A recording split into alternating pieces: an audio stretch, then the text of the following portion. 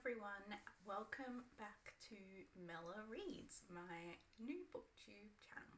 Today we are doing my second video, which I have decided to do on my all-time favorite books. So I have pre-prepared, put a little bit of thought into this one because I think it says a lot about me and what you can expect from me on this channel. So number one in this pile of books, I have decided to go with To Kill a Mockingbird by Harper Lee. So I'm sure that, like myself, many of you were required to read this at some point in your education. I was assigned this for reading in year 7.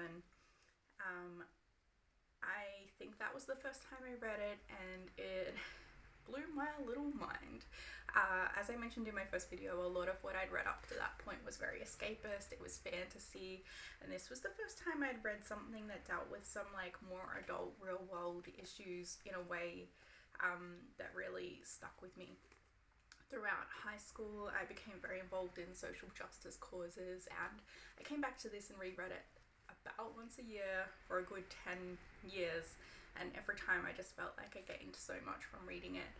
I have never watched the film because I think this is just so precious to me that I don't want to taint it in any way, and likewise To Go Set a Watchman has been on my TBR tentatively, but I'm not sure if I can go there. So I know people have strong thoughts either way. So that's the first one. The second one I put on my list is the Harry Potter series, which you can see these ones are quite old and faded. I live in Australia, so these are the Bloomsbury, which was the original publisher, and you know, we get the English stuff here. So this is Harry Potter and the Philosopher's Stone. This is actually my second copy of this one because somewhere along the way I lent it to somebody and lost it, and it was very sad. I had to replace it, but when you loan out books, that's a risk you take. I started reading the Harry Potter books probably when this one showed up at my school library. I feel like I was about 9-10 years old, and it was quite popular with some of my friends at that point. I remember at lunchtime we used to fight over who got to be Hermione, but no one really knew how to pronounce her name, so that was a thing. And then from the Goblet of Fire, my dad went out and got this like in the middle of the night, and I remember sitting up late, and it was such a treat for me to be able to be up late reading with my parents' permission, not sneaking to do it. And then the last three, I was pre-ordering, I was lining up and getting them, trying to rush through them before any of my faster reading friends could spoil anything for me. These aren't looking too bad for the wear. I have reread these so many times. I feel like I know the first few off by heart. My favourite changes depending on when you ask me. I'm sure we'll talk about Harry Potter more on this channel. And I think probably the last thing I would say with these is that the past couple of years I've had some sleep problems, and I have found listening to the audiobooks by Stephen Fry so comforting and relaxing, and I love to fall asleep to the Harry Potter books. Next on my list is The Song of the Lioness Quartet by Tamora Pierce.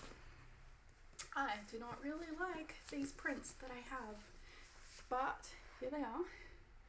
When I was in primary school, I discovered these in my school library. Again, it might have been Omnibus or something British. A really nice sort of clean coloured cover. I was like, again, 8 or 9, probably too young to be reading some of the stuff in these books, but I was super into the fantasy, and I loved the leading female character, Alana. I loved that she didn't take no for an answer. She went after what she wanted to do, and she ends up changing the world, like the world of her world. And yeah, I think again these are books that I've reread over and over.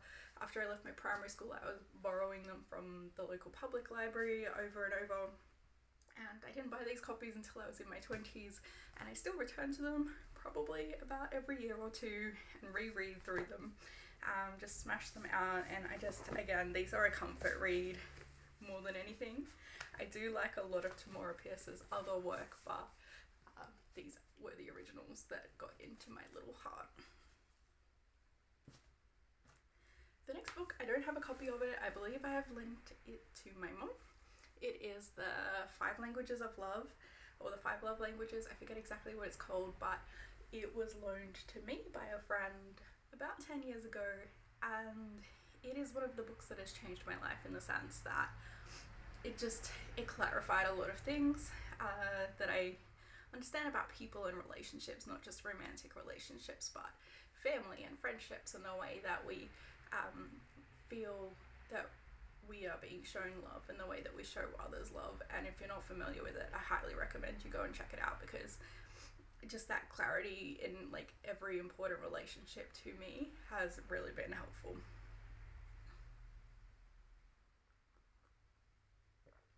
I'm gonna shift gears a bit here. A book that was really sort of, again, shifting my understanding of the world. I picked this up in my high school library and I never took it back. We wish to inform you that tomorrow we will be killed with our families. Whoops, it's got a bit of a glint from the laminated cover. So this was written based on the experience of someone that survived the genocide in Rwanda. Look, I haven't gone back to this for a lot of years, but this copy has all of my notes and my markups through it. Like I said, I was interested in a lot of different social justice causes when I was in high school, and this ended up being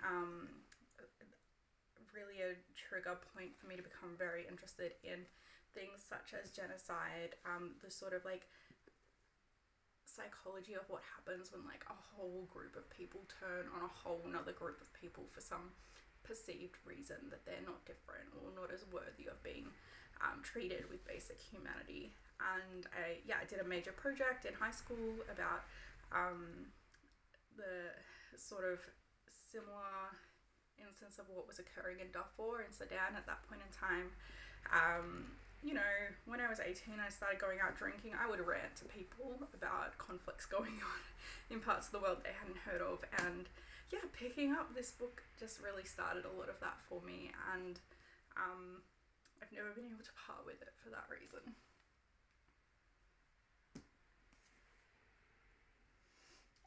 If we go back to like a more lifey, selfie, helpy book, The Surrendered Wife by Laura Doyle. I do not like the cover. It looks like something that I would not like to pick up and read. A friend of my partner's recommended it to him.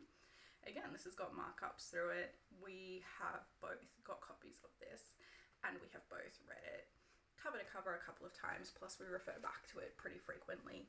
It is controversial in the current day and age that a woman should be surrendered is the term she uses, but in some way yielding to her husband as a way of I guess emulating a relationship dynamic that has worked for most of human history, where the man is the strong protector, provider, and in some ways the sort of leader of the relationship, and the wife is sort of more of that soft, nurturing, supporting role for the family or the relationship, whatever that looks like for you. Laura Doyle and myself are very grateful to the things feminism have done for us in the world we live in, and the fact that we can vote and have an education and go to work and be treated, you know, with respect out on the streets and all of that sort of thing. And I'm not saying there's not still work to be done there, but this has changed our relationship for the better. We have been working off this framework and sort of tweaking it to suit ourselves, and we recommend at least considering it to like anyone we know.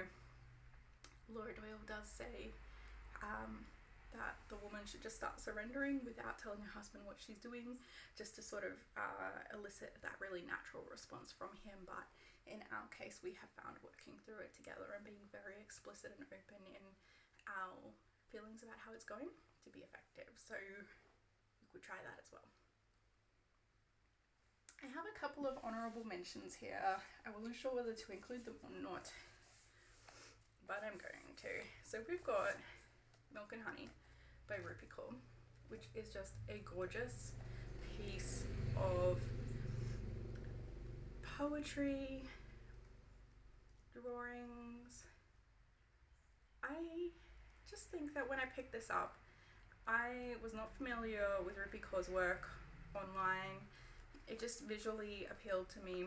I'm flicking through it and looking at the pages, like it's sparse, but everything about it is so intentional and beautiful, and in some really heart-wrenching ways, incredibly relatable.